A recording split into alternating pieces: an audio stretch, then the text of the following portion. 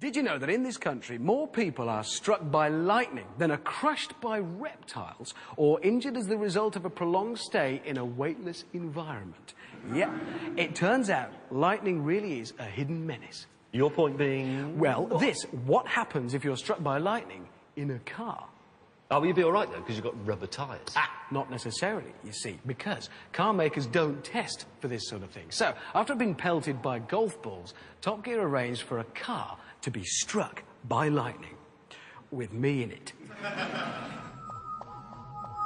There are very few places in the world that have the technology to blast a car with lightning. Two of those places are in Holland and Germany. But only one of those nations is laid back, liberal and fun-loving enough to let me actually sit in the car whilst they hit it with 800,000 volts. Yep, it's those zany Germans. This is the Siemens High Voltage Lab in Berlin. Normally, this place builds and tests high voltage equipment for power stations and the national grid. These transformers can generate almost 2 million volts of pure electricity. But today they're going to use that electricity for something else, to make lightning. They're going to zap me and this car with 800,000 volts, which is a lot. Stuff in your house runs on 240 volts. If it hits me directly, they'll clear me away with a shovel. You might be thinking that the tyres are going to protect me by insulating the car from Earth because they're rubber. Now, if the electricity can make it from the sky to the car, it can make it from the car to the ground. What's going to protect me is this, the body shell itself. Like all cars, the new Golf's body forms a Faraday cage. And a Faraday cage is something that attracts electricity and then sends it shooting around the outside so that whatever's inside shouldn't be harmed. But the problem is, this isn't like brakes or airbags. Car firms don't test for lightning strikes, so I've no idea how it'll go. Right. My life is now in the hands of A-level physics. The lightning will come out of these transformers, along the wires, and then shoot down to the car. What was that?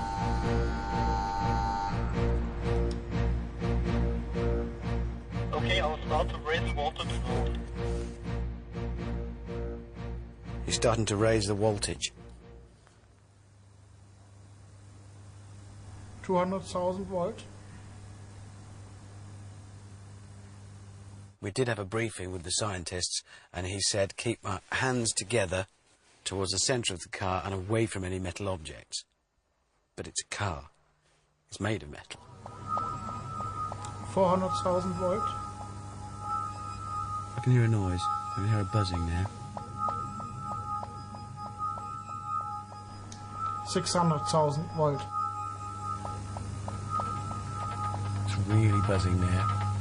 I don't know what's going to happen when it does come. I'm about to be hit by lightning. I know I am.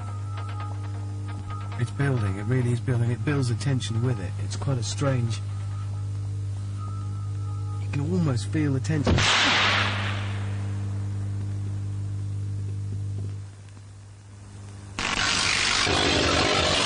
Oh, that's scary.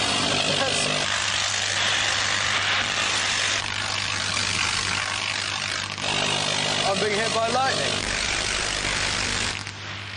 Huh. My hands are buzzing. Hey! Oh, now it's doing stuff to my car. I've got error up on the dashboard. Handbrake light flashing.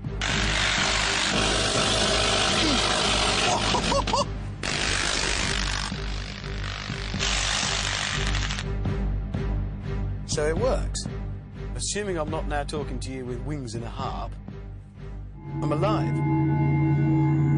Question is the car? Well, the electric windows work, obviously. Lights, they work.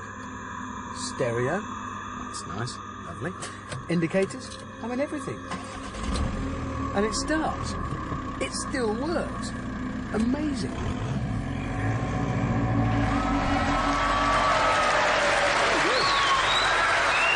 So,